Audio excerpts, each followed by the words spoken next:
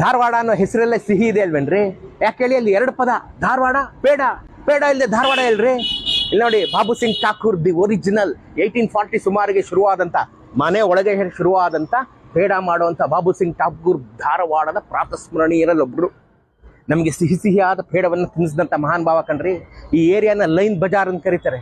ಯಾಕೆ ಹೇಳಿ, ಇಲ್ಲಿ ಅಂಗಡಿಯಲ್ಲಿ ಪೇಡ ತಗೊಳಕ್ಕೆ ಲೈನ್ ನಿಂತ್ಕೊತಾ ಇದ್ರು ಕಣ್ರಿ ಜನ. ಅದಕ್ಕೆ ಇದು ಲೈನ್ ಬಜಾರ್. ಗೊತ್ತಾಯ್ತಾ?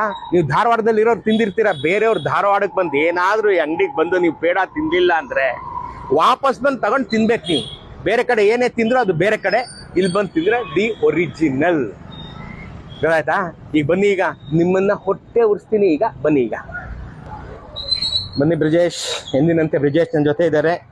ಇವಾಗ ನಿಮಗೆಲ್ಲ ಹೊಟ್ಟೆ ಉರಿಸೋ ಅಂಥದ್ದ ಬಾಬು ಸಿಂಗ್ ಠಾಕೂರ್ ಪೇಡನ ನಾನು ತಿಂದುಬಿಟ್ಟು, ನೀವು ಬಂದು ತಿನ್ನಿಲ್ಲ ಆದರೆ ನಿಮ್ಮ ಹಣೆ ಬಾರ ಅಷ್ಟೇ. ನೀವು ಧಾರವಾಡಕ್ಕೆ ಬಂದು ಬಾಬು ಸಿಂಗ್ ಠಾಕೂರ್ ಪೇಡ ತಿಂದು ನಿಮ್ಮ ಜನ್ಮವನ್ನು ಪಾವನಗೊಳಿಸ್ಕೊಳ್ಳಿ. ನೋಡಿ, ಅಲ್ಲಿ ಅವರೇ ಒರಿಜಿನಲ್ ಬಾಬು ಸಿಂಗ್ ಠಾಕೂರ್, ಈ ಧಾರವಾಡ ಪೇಡದ ಜನಕ. ನೋಡ್ತಾ ಇದ್ದೀರಾ ಅಲ್ಲಿ? ಧಾರವಾಡ ಪೇಡದ ಜೊತೆಗೆ ನೀವು ಇನ್ನೊಂದು ನೆನೆಸ್ಕೋಬೇಕು. ಏನು ಹೇಳಿ? ಧಾರವಾಡದ ಎಮ್ಮೆ ರೀ. ನೀವು ನನ್ನನ್ನು ಎಮ್ಮೆಯನ್ನು ಬೈಯಂಗಿಲ್ಲ. ನೀವು ಧಾರವಾಡದ ಎಮ್ಮೆ ಥರ ಇದೆಯಾ ನೋಡೋಕ್ಕೆ ನೀವು ಬೈಯಂಗಿಲ್ಲ. ಯಾಕೆಂದರೆ ಧಾರವಾಡದ ಎಮ್ಮೆ ಹಾಲಿನಿಂದ ಈ ಧಾರವಾಡದ ಪೇಡ ಆಗ್ತದೆ. ಗೊತ್ತಾಯ್ತಾ?